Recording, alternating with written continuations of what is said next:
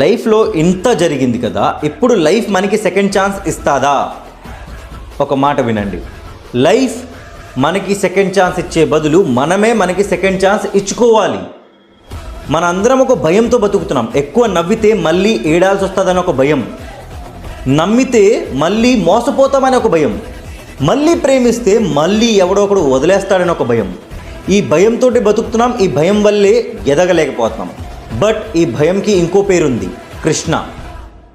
కృష్ణ మన జీవితంలో ఈ భయంని పెట్టాడు. ఎందుకంటే మనకి ఏదో ఒకటి నేర్పించాలనుకుంటున్నాడు. బట్ మనకి అర్థం కావట్లేదు. భగవద్గీత చాప్టర్ 9 శ్లోక్ నంబర్ 16లో శ్రీకృష్ణుడు చెప్తున్నారు, ఓ అర్జున, ఈ లోకంలో అన్నీ సృష్టించింది నేనే. నీకు తెలుసు.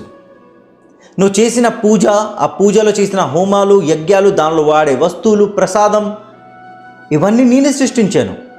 నేను సృష్టించిన వస్తువుల్నే నువ్వు మళ్ళీ తిరిగి నాకు పెడితే నేనేం చేసుకుంటాను? నాకు కావాల్సింది నీ మనోభావం, నీ భక్తి, నీ ప్రేమ, నీ నమ్మకం.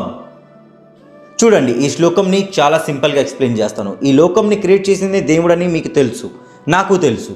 మన శరీరంని క్రియేట్ చేసింది కూడా దేవుడే. అలాంటి దేవుడికి వాళ్ళు క్రియేట్ చేసిన వస్తువులే మళ్ళీ తిరిగి పెడితే వాళ్ళు మమ్మల్ని క్షమిస్తారా? మన పూజల్ని గ్రహిస్తారా? ఒక ఎగ్జాంపుల్ చెప్తాను.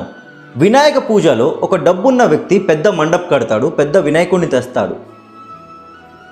అక్కడ మనందరికీ తెలిసి ఏంటంటే ఆడు మనోభావం అహంకారం. ఎందుకంటే వాడు అందరికీ చూపించుకోవాలనుకుంటున్నాడు, నేను చూడండి ఎంత పెద్ద వినాయకుడిని తెచ్చానని. అదే ఒక పేదోడింట్లో వాడు స్వయంగా వాడింట్లోనే మట్టితోటి వినాయకుడిని ప్రేమతో, భక్తితో తయారు చేస్తాడు. దాన్ని పూజ చేస్తాడు. వాడి దగ్గర ఎంత ఉందో దాన్ని బట్టి ప్రసాదం పెడతాడు. భక్తి, పూజ, ఈ రెండుటిని కలుపుతాడు, ప్రేమని కలుపుతాడు. ఇప్పుడు మీరే కానీ దేవుడైతే మీరు ఎక్కడికి వెళ్తారు? ఎలాంటి మనోభావంని మీరు స్వీకరిస్తారు? అహంకారంనా లేకపోతే ప్రేమ, భక్తినా? దీని సమాధానం నేను మీకే వదిలేస్తున్నాను.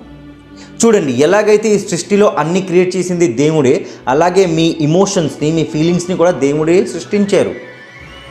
అందుకే మిమ్మల్ని మీరు సెకండ్ ఛాన్స్ ఇచ్చుకోండి. బట్ ఈసారి దేవుడి పైన నమ్మకం ఉంచండి. ఎవరినైనా నమ్మే ముందు, నవ్వే ముందు, మళ్ళీ ప్రేమించే ముందు దేవుడి పేరు తీసుకోండి.